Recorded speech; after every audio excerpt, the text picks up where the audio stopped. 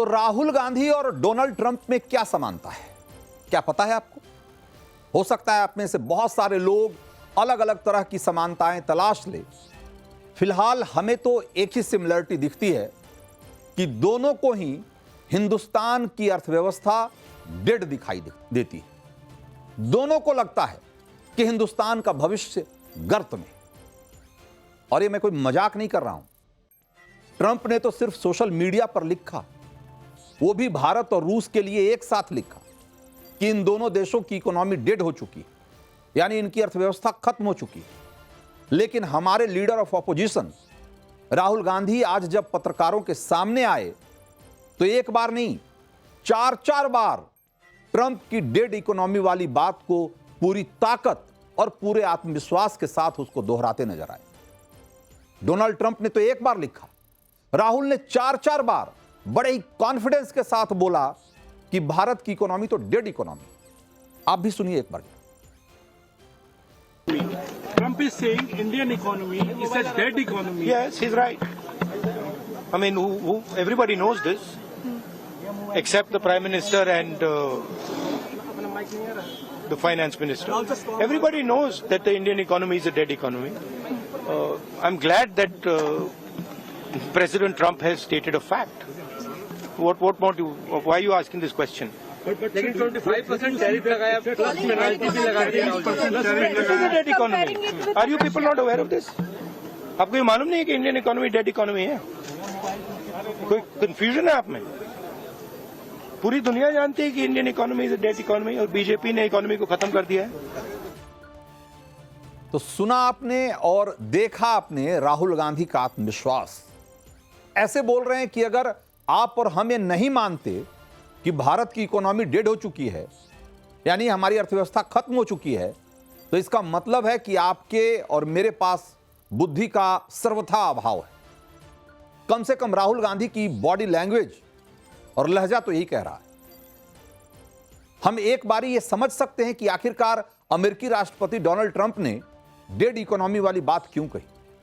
क्योंकि अभी भारत और अमेरिका के बीच व्यापार को लेकर बातचीत चल रही, और ये जाहिर तौर पर डोनाल्ड ट्रंप की भारत पर दबाव बनाने की एक रणनीति है। ट्रंप चाहते हैं कि भारत अपनी ऊर्जा जरूरतों को पूरा करने के लिए रूस के साथ कम कीमत पर तेल का कारोबार न करे, रूस से कम कीमत पर तेल नहीं खरीदे, अमेरिका से महंगे दाम पर खरीदे। और इसके अलावा और भी कई मसले हैं। वो हथियार भी बेचना चाहते हैं, वो हथियार जिसकी क्रेडिबिलिटी आज की तारीख में दुनिया में अपने आप में सवालों के घेरे में, वो बहुत सारा मामला, बहुत सारा कारोबार भारत के साथ करना चाहते हैं, जो कि जरूरी नहीं है कि सब भारत के हित में हो। इसलिए भारत पर प्रेशर बढ़ाने के लिए ट्रंप ने टैरिफ वाली चाल चली। और यहां देखिए जरा कि ट्रंप की इस प्रेशर टैक्टिक्स के जाल में कौन आ गया, कौन फंसा?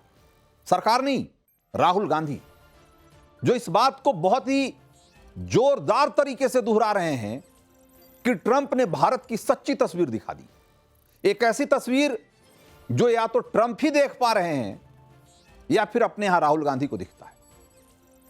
मैं यहां इस मुद्दे पर आपको यह नहीं दिखाना चाहता कि राहुल गांधी की कांग्रेस की सरकार के दौरान भारत की अर्थव्यवस्था कैसी थी और आज मोदी सरकार की कैसी है, क्योंकि विकास एक सतत प्रक्रिया है, चलती रहती है, देश आगे बढ़ता रहा है।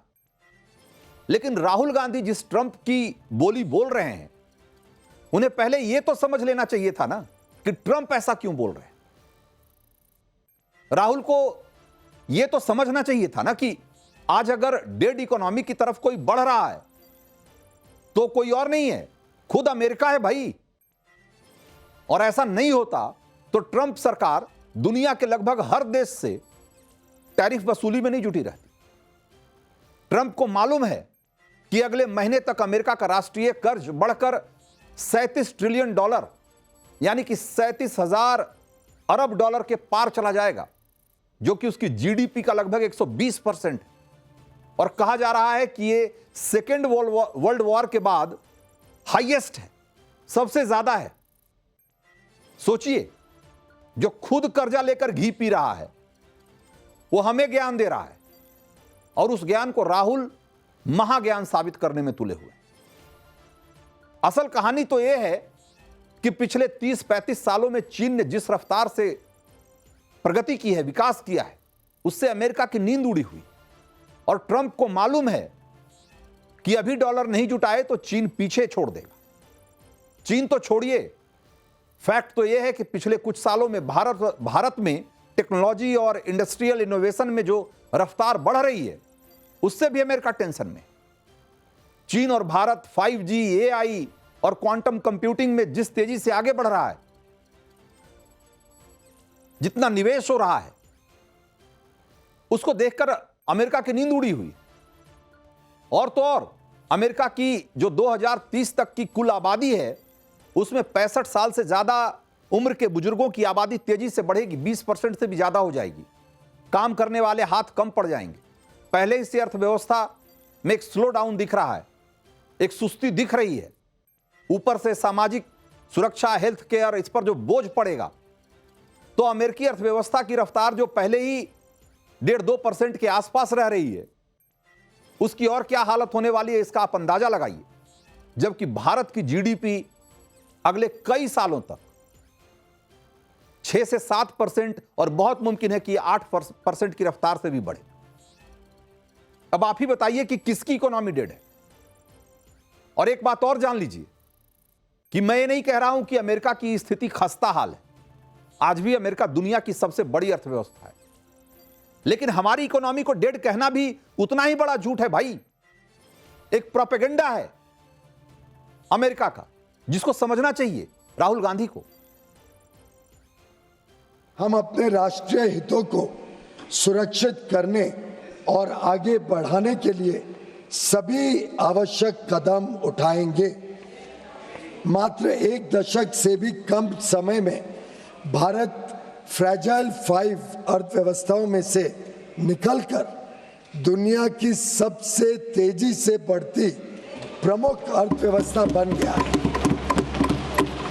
हम अपने रिफॉर्म्स और अपने किसानों, MSME और उद्यमियों की कड़ी मेहनत के बल पर 11वीं सबसे बड़ी अर्थव्यवस्था से शीर्ष 5 अर्थव्यवस्थाओं में से एक बन गए हैं। यह भी अपेक्षित है कि हम कुछ ही वर्षों में तीसरी सबसे बड़ी अर्थव्यवस्था बन जाएंगे। तो हम आज दुनिया की चौथी सबसे बड़ी इकोनॉमी है, इफेक्ट है। लेकिन राहुल गांधी उस आदमी की बात पर ज्यादा यकीन कर रहे हैं जो सोशल मीडिया पर खुद को डील मेकर इन चीफ बताता है।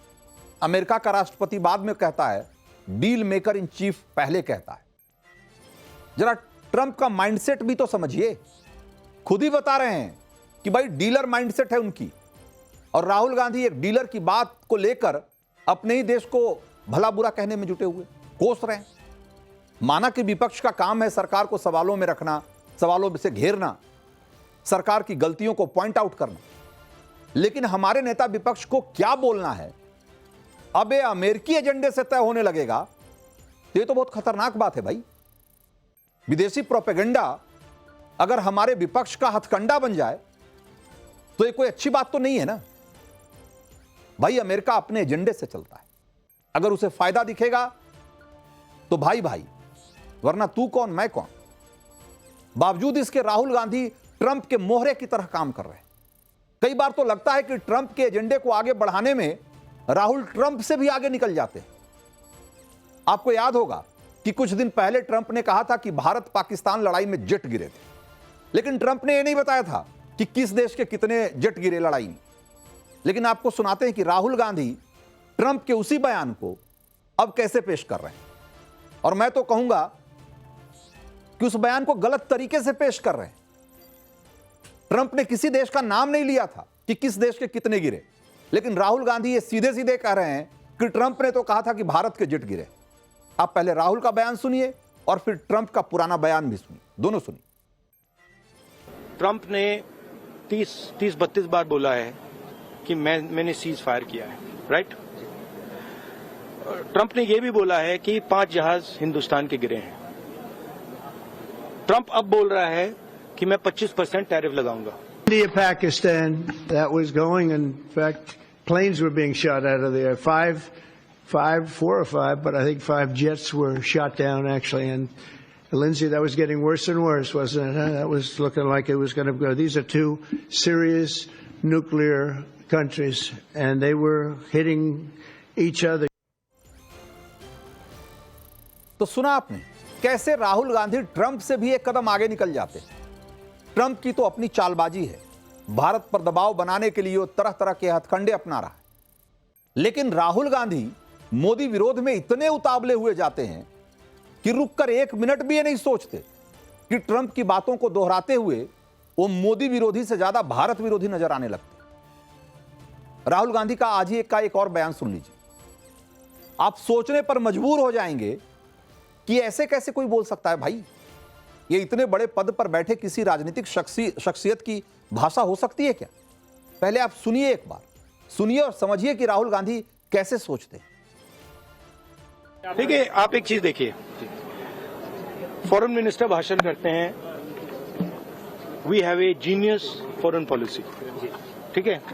एक तरफ अमेरिका आपको गाली दे रहा है, दूसरी तरफ चाइना आपके पीछे पड़ा हुआ है, तीसरी तरफ जब आप पूरी दुनिया में डेलीगेशन भेजते हैं तो पाकिस्तान को एक भी देश कंडेम नहीं करता है।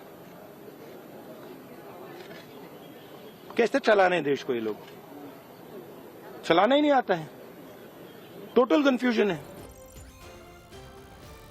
सुना, गाली दे रहा है मेरे को। ये गाली किसको दे रहा है भाई? कौन?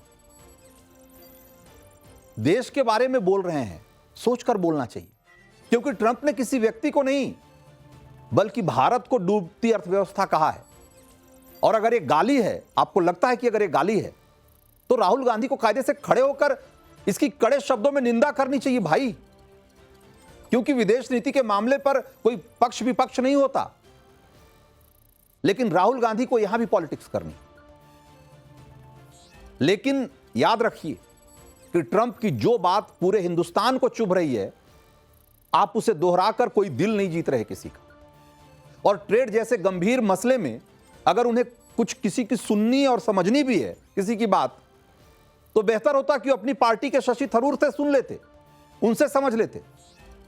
शशि थरूर ने आज ट्रंप के टैरिफ लगने वाले फैसले को लेकर जो बयान दिया, वो इतना सधा और संतुलित था। उसमें उन्होंने 4-5 बातें कही। उन्होंने कहा कि ट्रंप की 25% टैरिफ और जुर्माने की धमकी सौदेबाजी की रणनीति हो सकती है, क्योंकि व्यापार वार्ता अभी जारी है। वो समझ रहे हैं इस चीज को, वो ज्यादा बेहतर कूटनीति समझते हैं। और संभावना है, उन्होंने कहा कि और संभावना है कि बातचीत के दौरान इसमें कमी आए। दूसरी महत्वपूर्ण बात उन्होंने कही कि अगर अमेरिका की मांगे पूरी तरीके से अनुचित है, तो भारत की तरफ से बात कर रहे वार्ताकारों को इसका पूरा विरोध करने का अधिकार है।